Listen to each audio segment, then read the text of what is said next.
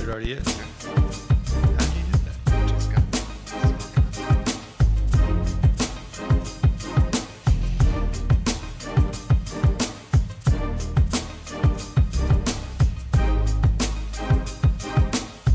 Guys, good Wednesday afternoon. My name is Jerry Miller, and welcome to the I Love CVille Show. We're live in Charlottesville, across Albemarle County, Central Virginia, the Commonwealth, the country, and the world, here on the I Love CVille Network. It's good to be with you on a glorious day to be alive. Judah Wickower is our director. We're going to spend the next 45 minutes or so with Dave Norris, one of our good buddies here on the show. Judah, why don't we welcome Dave Norris to the show, and we'll say good afternoon, Dave Norris. Good Wednesday to you, Jerry. Always a pleasure. How are you? Great. Good to be back. Yeah. You've been busy. You continue to be busy. You're always busy. I saw you in the news, and we'll get to that I think last week all over social and Facebook for some good news from a housing standpoint, which we will get to. How's life? What's good? Life is good. It's a beautiful day here in Central Virginia, and hopefully we'll be joined here in a few minutes by my friend Joy Johnson. It's a huge day for Joy. Unfortunately, she got caught up in a meeting, but rumor has it she is on her way down to the I Love CVille studios. Very nice. And hopefully when she gets here, we can talk about this big award she's getting this afternoon at 4 o'clock. And I don't know if you want to dive into that now. I would love to. Yeah, so Joy is a longtime citizen activist here in Charlottesville, a longtime public housing resident leader, was founder and currently serves as chair of the board of the Public Housing Association of Residents, otherwise known as FAR. One of the great grassroots organizations here in Charlottesville that's advocating for low-income families and public housing residents, and always does a great job of making sure their voices are included in the conversations that affect their lives. And so Joy has been in the trenches now for over 2 decades as a leader, as an advocate, as a spokeswoman, and today her efforts are being honored at the national level from the National Low-Income Housing Coalition and NLIHC. Every year they award basically a Lifetime Achievement Award, and this year's honoree is Joy Johnson, our friend here in Charlottesville. That's amazing. So there'll be a national online broadcast. Unfortunately, they couldn't do it in person this year because of COVID, but there'll be a national online broadcast at 4 o'clock this afternoon to honor Joy and a couple other award winners. She's a real gem, and a lot of people in Charlottesville don't know Joy, and so I'm hoping she can get here so we can get a chance for your viewers to meet her if they haven't already. She's really an amazing soul. So. Well, if she does come, we have a seat and a microphone for her if she gets out of her meeting. Yeah. How long have you been in Charlottesville? About 1994, so 27 years, okay. Give or take. Yeah. So 27 years. How would you say housing has improved or evolved in those 27 years? Well, obviously, when Charlottesville was sort of discovered, and we've been on the map now for a good 15 of those years, if not longer, demand vastly has exceeded supply, and that, of course, has the effect of driving up prices. And while that's we want to be the kind of place that people want to live and grow a business and retire and educate their kids and recreate and all the good things, we also have to keep up with the demand. We have to keep up with the supply to meet the demand, and that's where we've fallen short. And so as a result, housing prices, as you know, as you talk about on your show constantly, housing prices have gone through the roof. And unfortunately, the hardworking people like Joy Johnson and her neighbors, the hardworking people who keep this community viable, are increasingly unable to stay here, to be able to afford to live here. And that's a real challenge. It's a real problem. So Joy's been advocating for affordable housing for many years and advocating for the rights of folks who live in public housing. And so it's an ongoing challenge. We've taken some good steps in the last 5-10 years. The City Council has really stepped up from a funding standpoint, which is great to see, but there's a long way to go. Your buddy Ray Cadell watching? Ray is part of the solution. He's a good guy. He says he's a big Dave Norris fan. It's mutual. You're getting props from Myra Anderson, who's encouraging you to run for office again. I thought Myra was my friend, but I love Myra.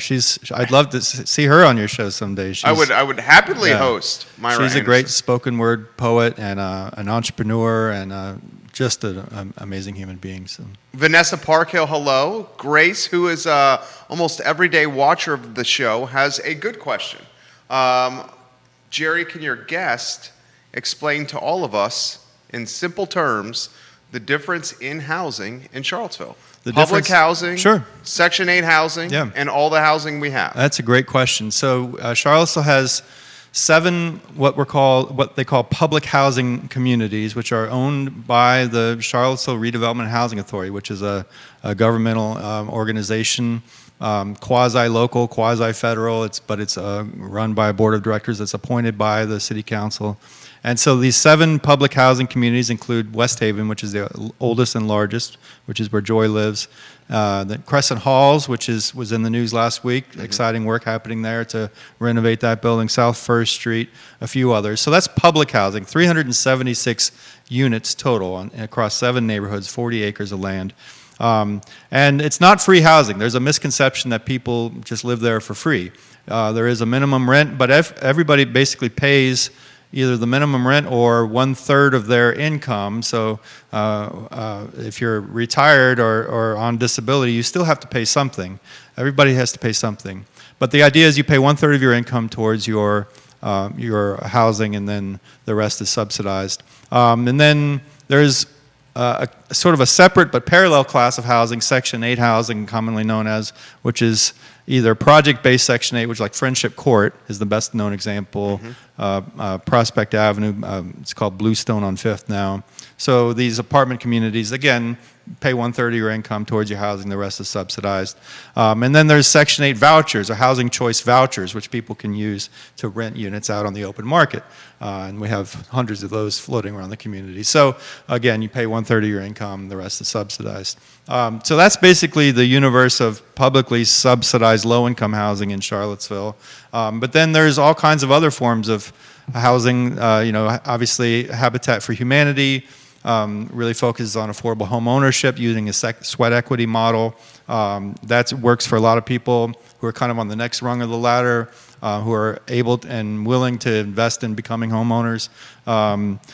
Groups like Piedmont Housing Alliance, which is where I work now, have wonderful first-time homebuyer programs and first-time homebuyer assistance, and help people achieve that stakeholder, that stake in their lives, become stakeholders. AHIP, Albemarle Housing Improvement Program, does great work with home repair. So people who can't, usually on fixed income, they're typically elderly, not always, but people on fixed income whose house might be falling down around them, they need major repairs. AHIP can help with that. They do great work. So there's a number of organizations in this community. I saw you just had Dan Rosenswag and Sunshine Maython on your show recently. There's some great people involved in leadership roles in this community trying to attack this issue of housing availability, housing affordability from a variety of angles. But then also on the market side, we just need more supply, period.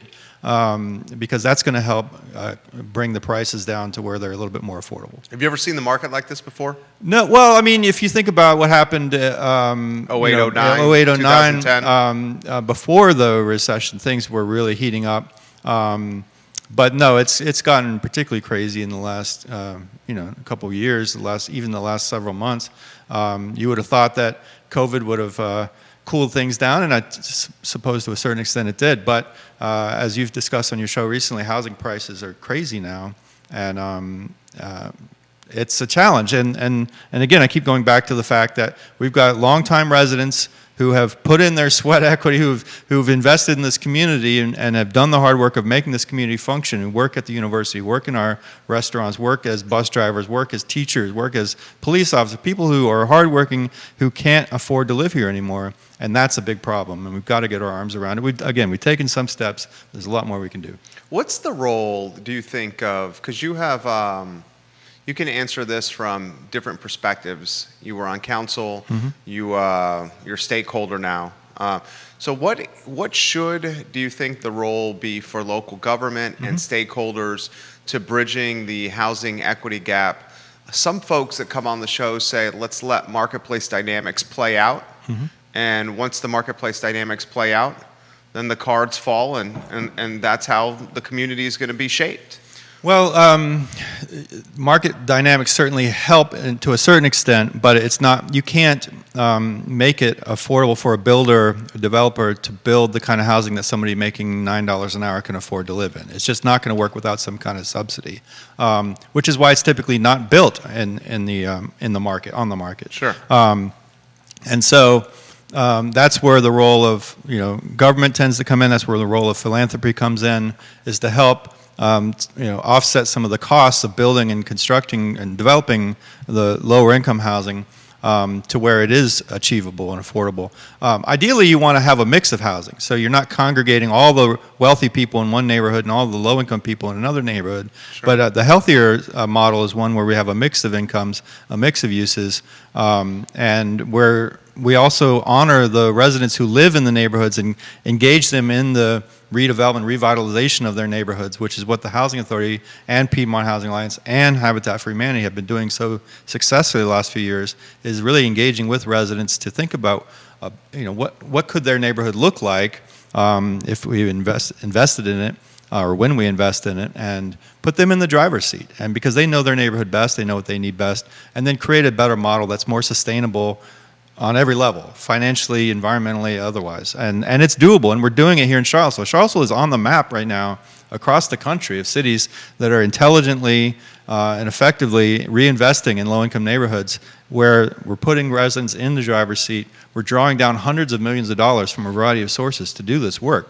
So the donors, the donor class, the government organizations that are paying attention to what's happening. Governor Northam just last year looked across the state. Every year he awards one sort of creative development across the state a major grant from his office. Last year it was our South First Street project here in Charlottesville, public housing, revitalizing public housing, that got that award last year. So we're on the map, we're doing good things, a lot of work left to do.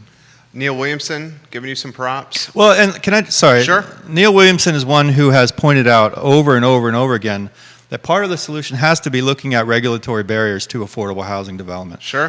Because the more you drive up costs of development, and sometimes there are reasonable arguments to be made for certain interventions, but the more across the board you drive up the cost of development, it's the affordable housing that suffers the most, right? Sure. And that's just going to make it less and less accessible to the working class that we need in order for this community to thrive. So. Devil's advocate for you. Yeah. Sake of a talk show. Sure. I like to do that. You have, and you know this as well as anyone, you have a supply chain that's pinched, cost of goods through the roof. Yeah. Subcontractors hard to find to finish jobs. You have interest rates at lifetime lows.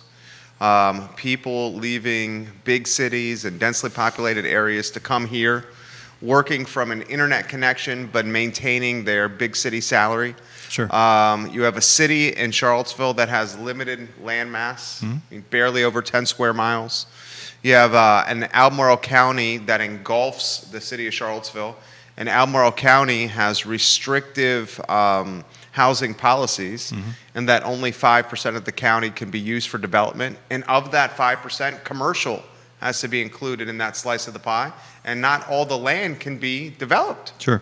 So is it, devil's advocate, is it an effort that's one step forward and always going to be two steps backwards? It certainly feels that way sometimes, doesn't it? And I think we you got guys like Keith Smith and Chip Boyles when he was with the Planning District Commission, others have said, we have to take a big picture, a regional approach to this, because no one locality can solve this, and no one strategy is going to solve this.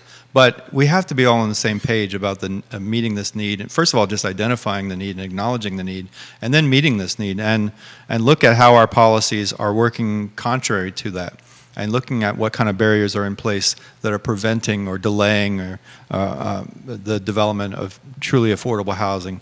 And I want to make sure we recognize that there are good people working at this every single day in the trenches, and residents like Joy Johnson who have been working on this for decades.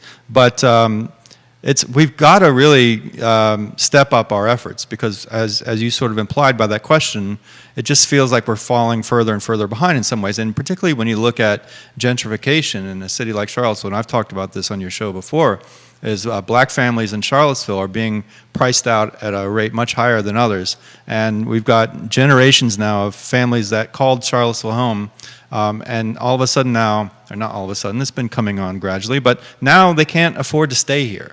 Right, and that's a loss to our community, and so they're either moving out of town or they're moving out of the state. You know, and they're part of the lifeblood of Charlottesville. And so, and Carl Brown, whenever he comes on your show, he talks about this a lot. It's like folks that he grew up with are no longer able to call Charlottesville home. People that he considers to be mentors and elders can't afford to stay in Charlottesville. That's a real problem. They're choosing to sell the house, though. In many cases, they are choosing to sell the house. Not always. They're not always given the best information, though, when they're making that choice, and that's a problem. And that's kind of a separate issue. But you've got some vultures that come in. Oh, they're doing like a bait and switch. Yeah, type yeah. deal? And they'll tell them, "I'll give you this amount of money." Like and a snake oil salesman. Right. And it's not always in the best interest of the homeowner to sell it sometimes. But so there's a little bit of education that needs to happen to homeowners, but also, I think we have to step up and figure out what kind of mechanisms, and I give Mayor Walker a lot of credit, because one of the things that she's fought hardest for during her tenure is to increase tax relief, property tax relief for lower and moderate income homeowners so that they aren't priced out because of higher assessments and higher property taxes. That's one of the barriers that has certainly been problematic. So from the folks I chat with, that information.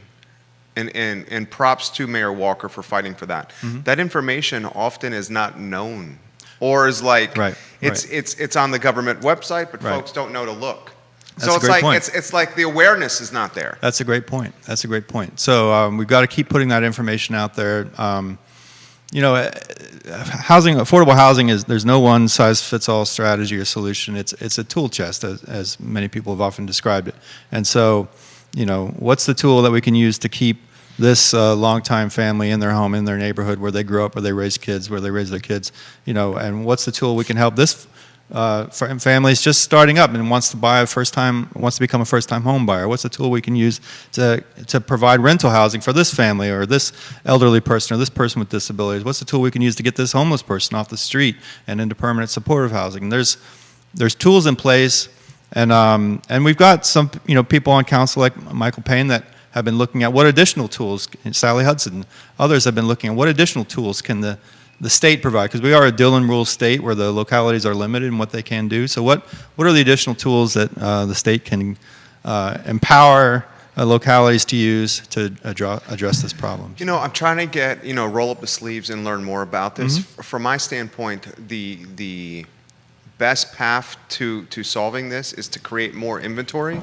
That's a big part of it, yeah. We're not going to get more inventory, say, in the city of Charlottesville, unless we do a massive rezoning.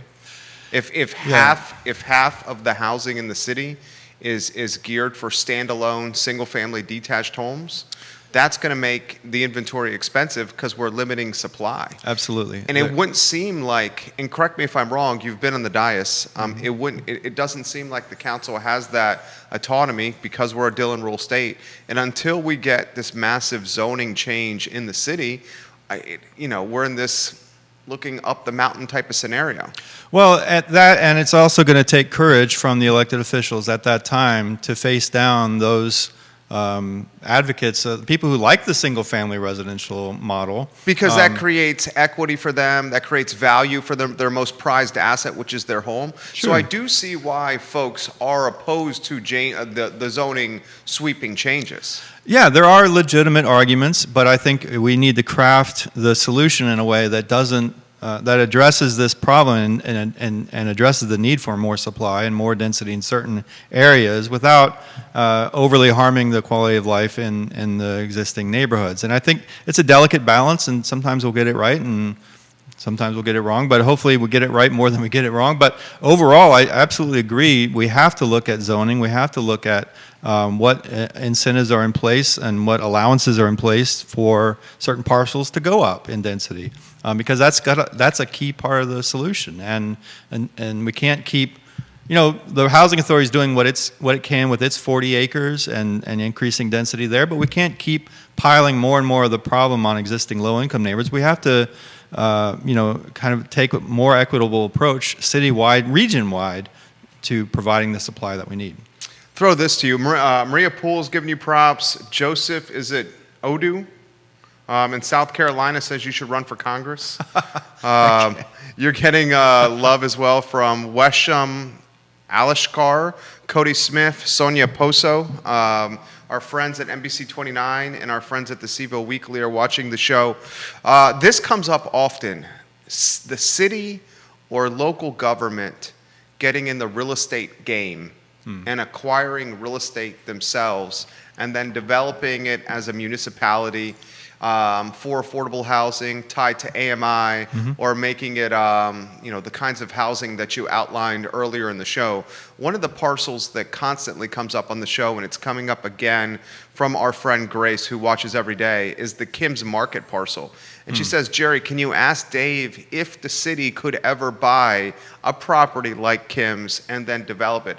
I don't know the answer to this. I wouldn't think the city would want to be in the real estate business. If they could, they would probably had an opportunity with the Landmark Hotel before Dewberry acquired it. Give us some insight. Yeah, so typically the city, at least in Charlottesville, has not seen itself as sort of a landlord. Bank, a landlord, right? Yeah. So instead, they have looked to the nonprofit partners that they work with, and increasingly now that's the Thomas Jefferson Land Trust, which you talk about a lot on the show, as a vehicle for acquiring property and developing property. Back in the day, it used to be the housing authority. That was one of the main sort of activities of the housing authority, was to acquire property and develop it. But that's not been the case in decades now. So instead, other nonprofits have stepped up. So, for instance, there was an old strip mall over on 4th Street, across from Bodo's, that Region 10 had acquired and had some offices there, and it was basically excess inventory that they didn't really want or need anymore. It was up for sale, and the city saw that as an opportunity for development.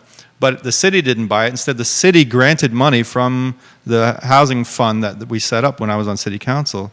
The city gave a grant to Virginia Supportive Housing to buy that and to develop it into what's now known as the Crossings at 4th and Preston, which is a great little affordable housing project. So the city can play a role on the funding side, on the incentive side, but this city, for whatever reason, hasn't seen itself as the one to actually purchase and develop the land.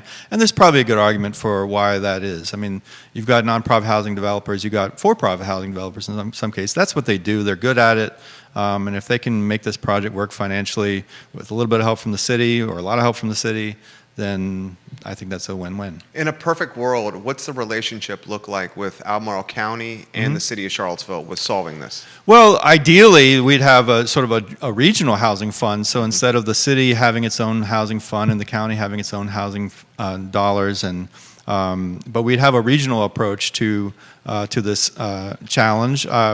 Just a couple years ago, Joy and I and some others went down to North Carolina and looked at a couple models down there where cities and counties.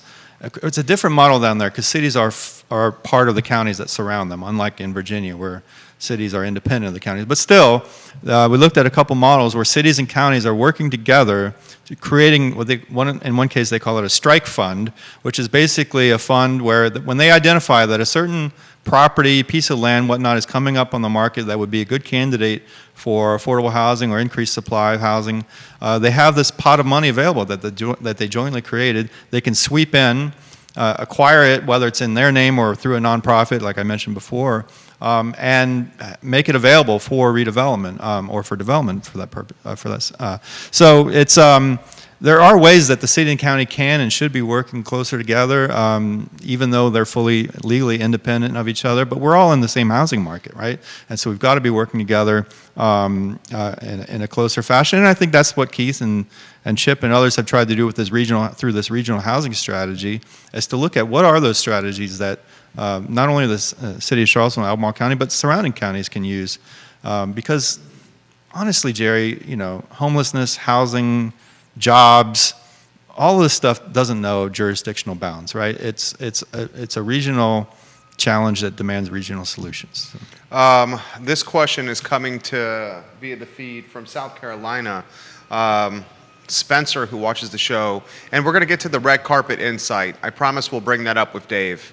I know that a lot of people are asking your take on the red carpet insight developed for homelessness. We'll get to that. But this question first from South Carolina. Jerry, ask your guest to put a convincing or compelling argument together that the Charlottesville area will not evolve like the San Francisco area. You have a major university, you have an affluent community, and you have outside employers coming to your market looking to hire people. Ask your guest how Charlottesville is not going to turn into San Francisco. I mean, I think that's the question that's on everybody's minds, is how do we avoid that fate? Because San Francisco is the perfect example where the working class can no longer afford to live there, to stay there. And so now they're having to move 30, 40, 50 miles away or more and then commute into town to go to their job. And that's a loss. That's a loss to the community. It's a loss in many ways.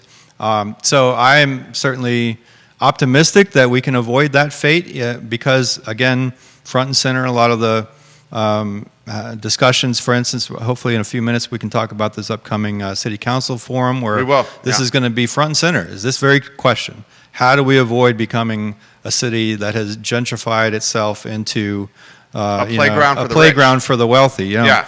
And, that's safe, right? Yeah. That's San Francisco. Yeah, I mean, and not just San Francisco, there's a lot of places. And we're gradually getting there in Charlottesville, which is a real challenge, it's a real problem. And so, but if our elected officials and our nonprofit leaders and our business leaders and others continue to do the work of identifying the problem and coming up with creative solutions to the problem, we can avoid that fate. But it's going to take a little bit less talk and a little bit more action. This is the thing that frustrates me, is we talk a lot about affordable housing, but we don't build enough of it. And we're not coming up with enough strategies that are actually preserving enough of it. And so hopefully we can see a little bit more action as we move forward. Carter Navarez, Mr. Norris. You get the Mr. Norris. Mr. Yeah, the Mr. Norris. That's my father, but okay. We'll go Dave. I'll edit the comment to Dave. That's okay. What's the role of guys like Joffrey Woodruff in this kind of situation? Joy's here, by the way. Oh, fantastic. Joy's here. We can welcome her. She's just about to walk in. What's the role of guys like Joffrey Woodruff? Yeah, and why don't I give a little background here? So Joffrey owns QIM, the hedge fund across the way. He donated $125 million to a data science school at UVA, gave $13 million to Boar's Head to build a state-of-the-art squash facility. He's the man and the money behind the Ice Park Development Project, Code. Mm-hmm. He owns the building across the way. I mean, he's extremely wealthy. Right, and so what we want Charlottesville-based. Yeah, what we want to see from guys like that, and this isn't specific to Joffrey, but what we want to see is the philanthropic community continue to step up and support creative, affordable housing development. So that we don't end up becoming a playground for the wealthy. And because it's in all of our interests that we avoid that fate. And so if you look at so for instance, later on this week, the University of Virginia is going to be making a big announcement about their plan. We're breaking the news here. Oh, okay. So I don't want to step over. On Friday, but maybe we shouldn't step on it. But anyhow, so UVA is stepping up in a way they never have before to be part of the solution. They're a huge economic player in Charlottesville. Corn Capshaw, Red Light Management, and Riverbend Development. Those guys were the major, from a financial perspective, the major drivers behind the redevelopment of public housing in Charlottesville. They stepped up at the very beginning. Dave Matthews Band said, we're going to put $5 million of our own money and we're going to challenge others to match that, and then we're going to take that and we're going to go to the city government and challenge them to match that. And so in a very short period of time, we went from a $5 million commitment from Corn and Dave Matthews Band to, in a period of less than 2 years, leveraged about $70 million through a variety of channels, philanthropy, public sector, et cetera. That was huge, and it was one very generous donor that stepped up to leverage those additional funds. So the deep-pocketed folks in town can be part of the solution. They already have been to a certain extent, and we want to see that continue so that, again, that we're promoting equity and affordability across the board in Charlottesville. We should get the news out about the forum. Yes. On the horizon. Yes. And I know she's outside here. Well, I think she was on her way.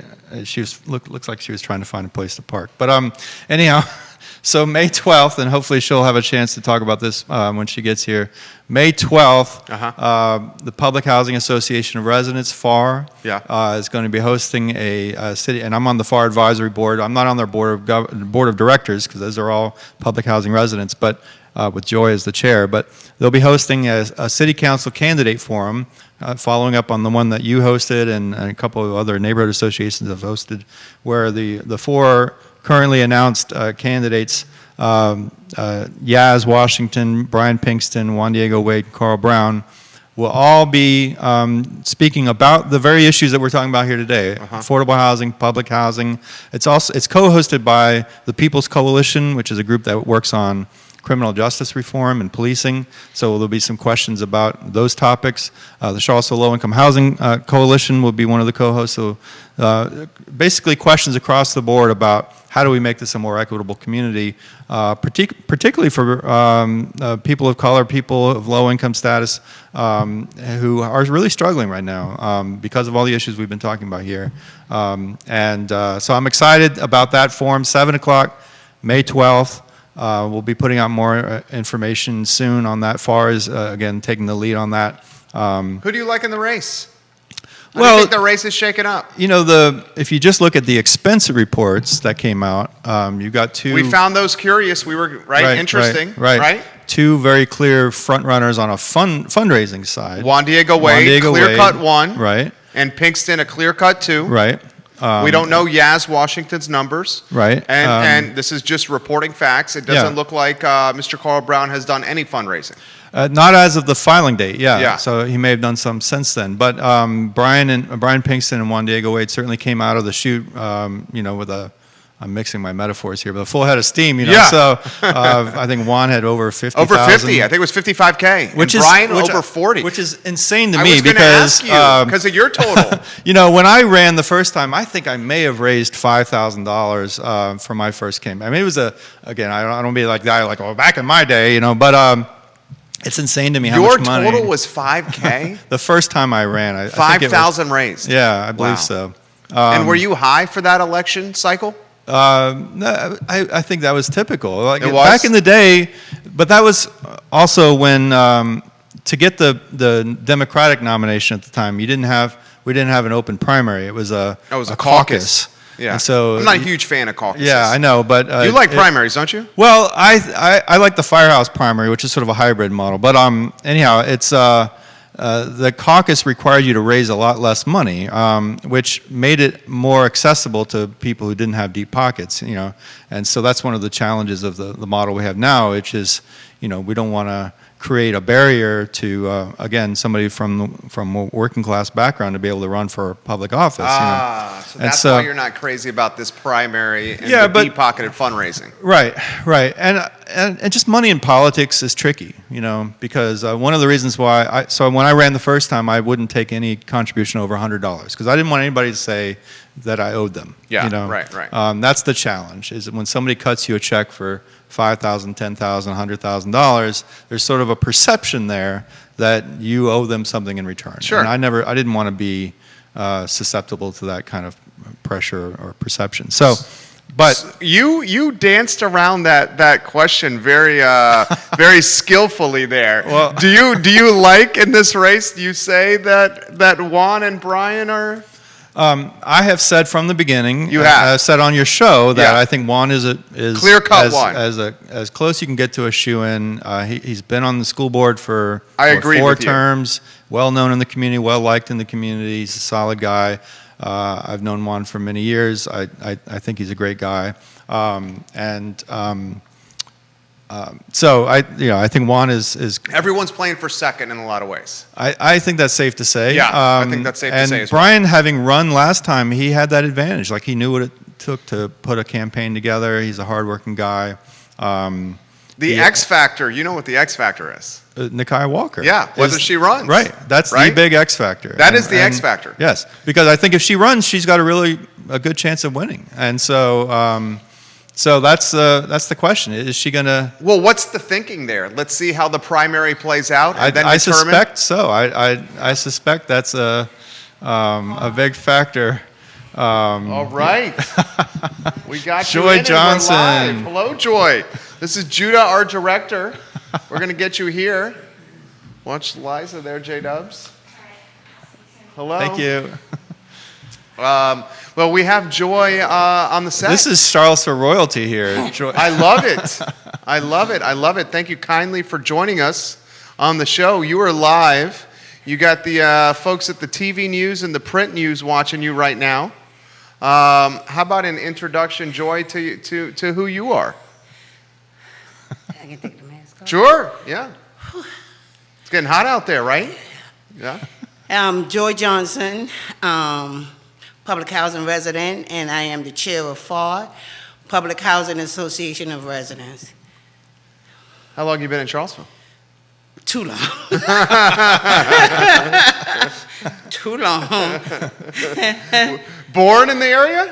No, I was born and raised in Kingston, Jamaica. Okay. Fantastic.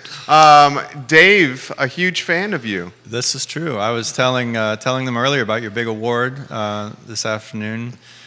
So once again, Joy is getting the Lifetime Service Award, I believe it's called. Cushing Dobert is the founder of the National Low Income Housing Coalition, and they named this award after Cushing Dobert, the Lifetime Service Award. It's a real well-deserved honor because Joy has been leading the fight for many years. Tell us a little bit more about FAR for people who aren't familiar with FAR. FAR is the citywide organization. We represent 376 households. The minute someone signs a lease with CRHA, Charlottesville Redevelopment and Housing Authority, they're automatically, as long as they're the head household, a member, whether they want to participate with FAR or not. We are the voice for the residents. The statute says that public housing residents have the right to organize, and so that's what we do. We organize around all aspects of whatever is going on with public housing. Some folks will say we're not doing a good job. We miss the mark sometimes. Why would they say that? You guys are doing a good job. Because we're not perfect. We are not a perfect organization. It's a we organization, and sometimes we miss things, and sometimes we don't do things right, and we just use those misses to correct it for the next time. The things that we do is to be right is holding people accountable. And so in order to hold people accountable, we have to do our homework. And so it's a lot of, reading. It's a lot of understanding what the policies are. And if we don't understand it, then we will turn to our legal aid attorney who represent FAR to say, hey, what does this mean? So FAR is 20 plus years. We've been organizing. We are a nonprofit, and it is totally run by public housing residents. Our board is public housing residents. We have a new executive director, Shelby Edwards, and we're excited to have Shelby. We have operated without an executive director for years, and we are growing, and we've been involved with redevelopment, with Crescent Halls being rehab, and with the 63 brand new units at South First Street. And so we're growing, and so it was time to have an executive director. This is a good question that just came in, and thank you for that answer. How about this question? Can you give us some insight, Joy, into how public housing has improved for the better in your time here in Charlottesville, and also where we need to still go? So Charlottesville is unique with its public housing residents, with its public housing. Because we work with organizations such as the National Low Income Coalition, such as, folks from out in Chicago. We work with folks in Richmond, but we also work with people locally about what are some of the things that we need to change and who has the power to change things for us. Socially, it's mixed. We're in the 21st century and things have changed. So things have changed with the times, and so socially, we have a lot of work to do around social issue, around public housing and holding people accountable. Some people say we don't do a good job of it, but we can only do but so much if we don't have the resources to be able to do what we have to do. But I think being involved in the policies that are being set so that they are fair for both sides, not just for one side, both for CRHA and the residents, being involved in redevelopment, and making sure Crescent Halls, which has one of our most vulnerable residents, get rehab and get rehab soon, because every summer something was happening, or every winter something was happening, and so they're finally going to get rehab where 105 units will be brand new units, and then looking at building 63 more units. Affordable housing. They're not all public housing. We need to change that myth. I think a lot of people feel like we're only trying to preserve 376 public housing units. Yes, we want to preserve those, because if we lose them, we will not be able to build any more new public housing, even though some people say it doesn't work. But public housing right now is the only affordable housing in the city of Charlottesville, along with some other project-based housing and stuff like that. So we've been involved in that, but we also have been involved, with one of the big wins. Somebody asked me today, what are some of the big wins for FAR? And I think one of the big wins for FAR is that when we started in 1998, the 5 city councilors were the board of commissioners. We were able to change the ordinance to make sure that it reflect not just all 5 city councilors, but that we have 2 current public housing residents to serve on the board, 1 city council, and 3 private citizens. So we were able to change that dynamic. The other thing that we were proud of is earned income disregard is a policy that HUD has. Where if a resident has been out of a job for a while and is not making enough money, that their rent won't go up as soon as they get a job, but it will go up the following year, so it won't go up the first year. Second year will be 50%, third year will be 100%. And this housing authority was not doing it, and we were able to get legal aid to research and file a complaint against the housing authority, and was able to get thousands of dollars back for resident. The other thing we're proud of is that we were able to sue the housing authority over overcharging residents on utilities, and they were able to get quite a few money from that. And then can't remember what the last thing is. That's a lot, though. Oh my It's goodness. a lot. We've done, one of the things that we're struggling with right now, and we have someone trying to work on it, is that FAR does so much other than, we do a lot. We do a lot of stuff that doesn't get told. We do far more than what people will see in the news or on the TV. And so what we're trying to do is to be able to tell our own story. One of the things that I appreciate about FAR and Joy is, so Joy knows more about housing policies and procedures than even the people that are running the housing organizations themselves. So which is, I just think says a lot about Joy. She does her homework, she reads everything, she's constantly educating herself about policies and whatnot. But perhaps more importantly is she's sharing that knowledge with other public housing residents. And so FAR, under Joy's leadership, created a leadership development program, they call it their internship program, where they train residents. They spend 6 months. The next generation. Yeah, building the next generation of leaders so that we'll have many Joy Johnsons, who have the knowledge that Joy has and understand how to utilize the power that residents have to make change. So. How's that make you feel? Huh? How's that make you feel?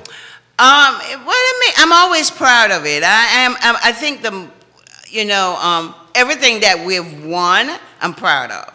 But I think the one thing that I am just so proud of is the women in South First Street who have come together and were able to design their own community. That's awesome. This was something that I just think blew some city councilors and planning commission out the water.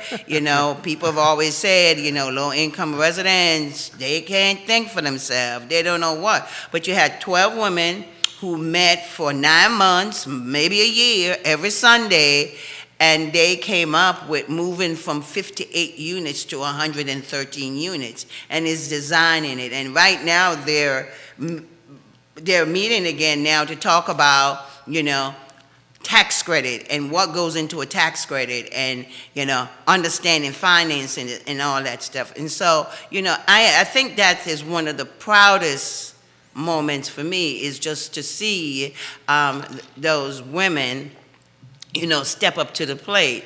Is there a lot of confusion? Mm-hmm. Is there a lot of bickering? Mm-hmm. But at the end of the day, they get it done. At the end of the day, they're absolutely learning that. So, that's one of my proudest moments. And Crescent Hall's residents stepped up to the plate. I mean, one of our Crescent, when the groundbreaking that we had the other day, the tenant, the resident leader, I don't like saying tenant, the resident leaders, basically emceed the whole program and did such a great job. You got the Daily Progress watching you here. You have NBC 29 watching you here. Here's an interesting question. I also have this question for you. Can I ask you how long you've lived in Charlottesville? I was, God, that's probably going to, people going to try to guess my age. But I came here when I was 15 years old. Okay. I lived in New York for a year, and then I moved here. How has the housing in Charlottesville changed for the better from an equity or equitable standpoint? Equity? Are you serious? Okay. There's the answer right there. Absolutely not. Give us your thoughts. Well, affordable housing has always been an issue for the city of Charlottesville. But there was a lot of people who felt like, oh, that's not about me. It's not about me. It's not going to affect me. But when you look at what the area median income is, for tax credit properties, 60% of the area median income. That means if you're making $58,000 a year, you may not qualify for one of those tax credit units, right? And then HUD is 80% of the area median income. So that's $80,000. Most of our low-income folks is not making $30,000, $40,000, $50,000, $60,000 a year. And even people who are making $50,000 and $60,000 a year is finding it very hard to find affordable rental and to even buy a house in the city of Charlottesville. See this old sweetheart deal where, the city landlocked and said, we're not going to grow beyond Albemarle County, and we're going to get that money from you, Albemarle County.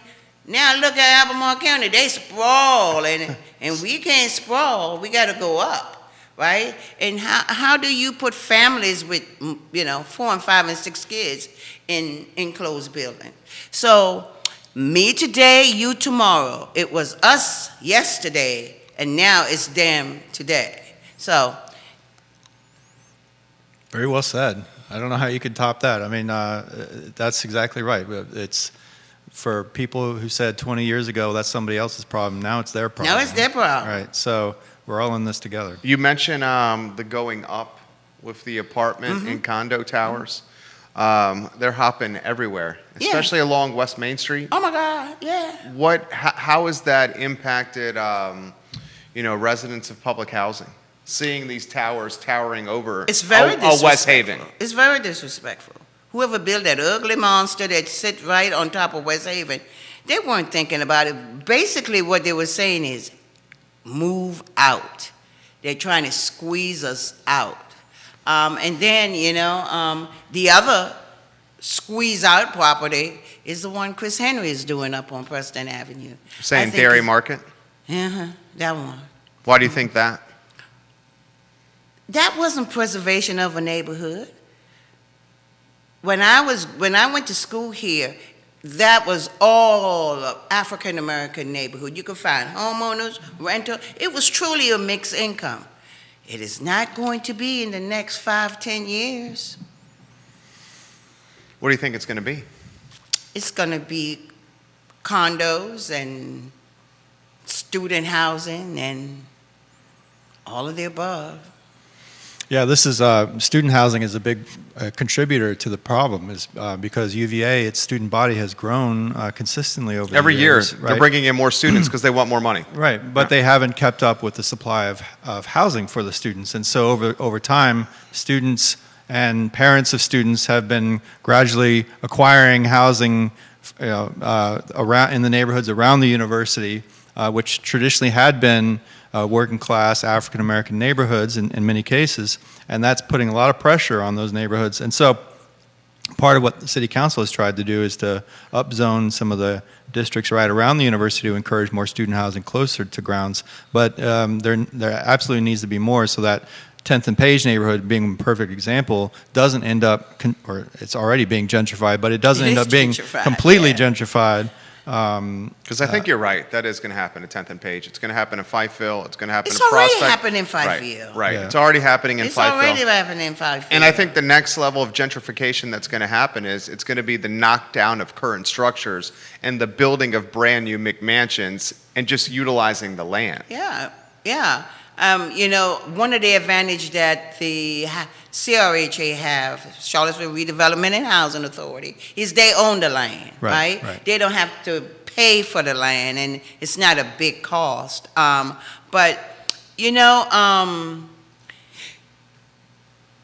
lot of my peers who I grew up with, where their parents had homes, I've lost them because you have developers who are sending letters and is tracking down who, have rights to the house and giving them some change instead of helping them to rehab it and to still keep the wealth within their family. Can I ask you a question about that? Yes. And this came up earlier in the show. The folks that say someone chose to sell their home.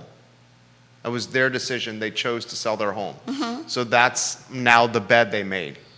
How do you respond to that? I mean, people make choices all the time. I'm not going to say someone who chose to sell their home was a bad choice because I don't know what situation or they were in.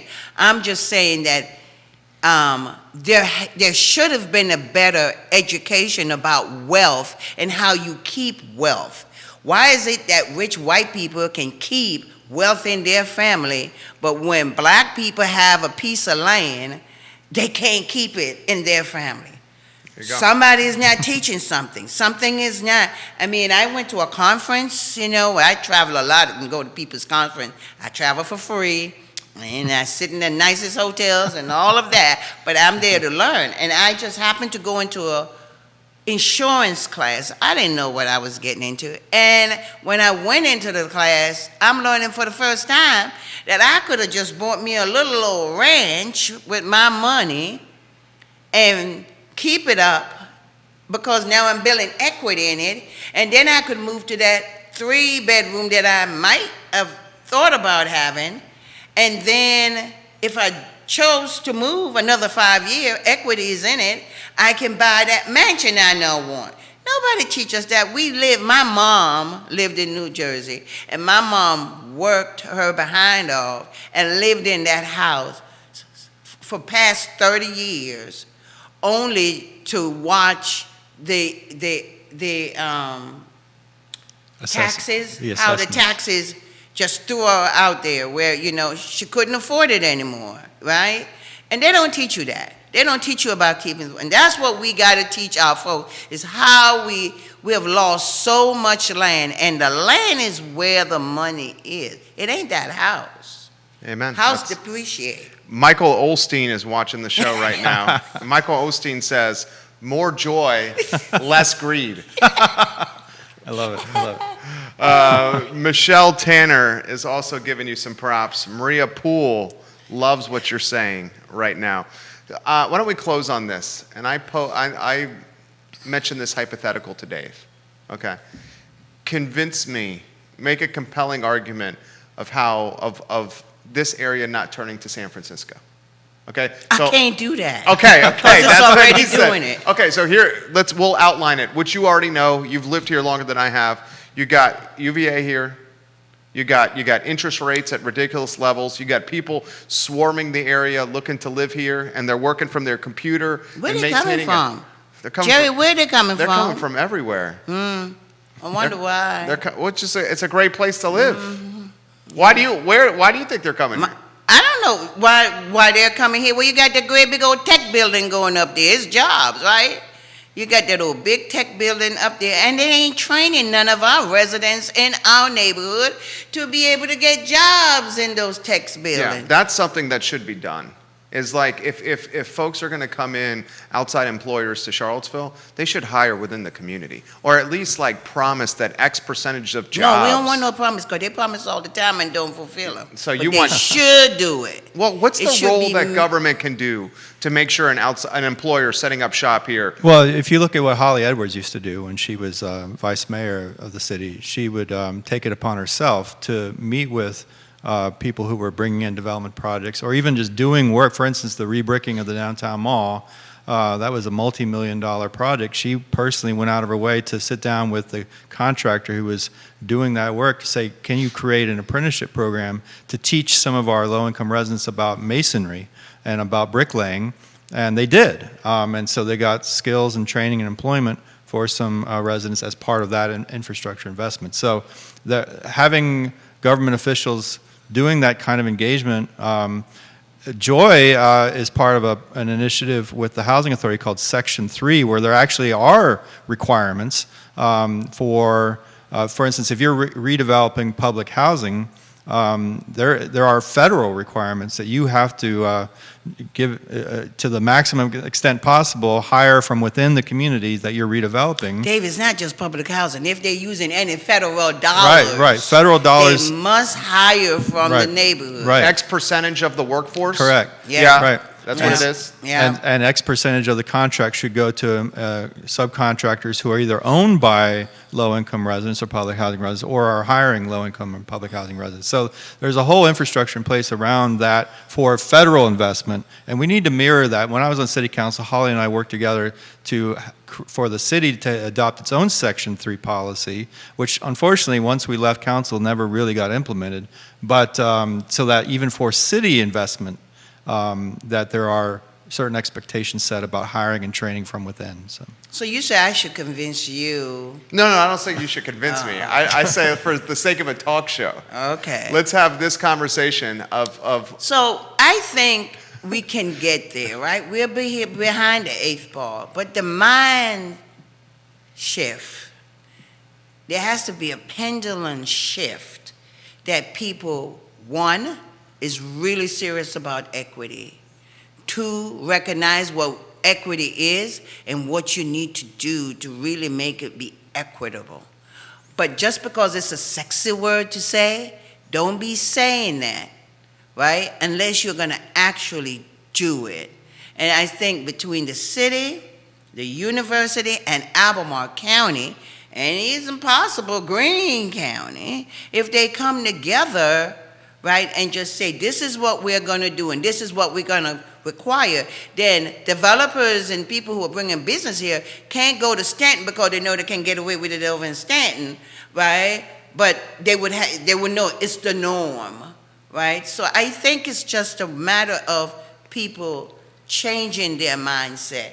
And unfortunately, I don't think we're there yet. There you go. I think that's a good way to finish the show with you having the final word, Joy. Congratulations on your Thank award. Now you can see why she's getting this award. I'm glad. It's well deserved. It's Yes. well earned. Yeah. How about the council debate? You want to give a little plug for that? That the council debate on that? I am just waiting to see what this form looks like. Yeah. Yeah. I have Yeah. no comment right now. Okay. I have no comment. But I do want to just say this one thing about Cushion the Bear, is that, Cushion, most people don't even know who Cushion is, but she was involved in creating affordable housing policies. She created the National Low Income Coalition. She also created, worked with Sheila Crowley to create the trust fund, the National Housing Trust Fund, and she was a Quaker. So that ought to tell you what Cushion was like. Cushion was very down to earth, and Cushion was soft-spoken, and but she was about the people. She was just about making sure that everyone who was in her eyesight understood what the fundamental issues are about affordable housing. You are phenomenal. Thank you. Seriously, absolutely phenomenal. Thank you for joining us today. You're I'm glad welcome. that we got you on the show. Thank you. And you. thank you for helping That's set up the always a interview. pleasure. Always a yeah. pleasure, You were phenomenal as well. I don't know about that, but It's good to be it's- back. It's good to have you. Yeah. It's a Wednesday. It's great to have you. Thank you for joining us on the I Love CVille So show. you should join in on the, I will. And 4 o'clock? you know what? If you want to come on anytime. no, 4 o'clock today, you should join in. 4 o'clock. Look at this. I like this. Yeah, at the Chairwoman. celebration. You Chair- should join in. Dave, you ought to give him the. I will. I will. Yeah, Sign I'll up, send you the link. Give me the Zoom link. Yeah, please. There you Yes, go. I'm getting the award. I'm getting an award, but Maxine Waters, Representative Maxine Waters, is getting an award also, and so is Senator Sherrod Brown is getting an award. I have a feeling you're going to be, after the show here, all over the TV news, the print news. People are going to know, Joy, that you got this award. Thank you for joining us on the Okay, show. You're welcome. You guys have a good afternoon. It's the I Love CVille show. We will see you tomorrow. Take care. Nicely done. Thank you for coming. Oh, you're welcome. And I did not know I was going to do this today. Yesterday.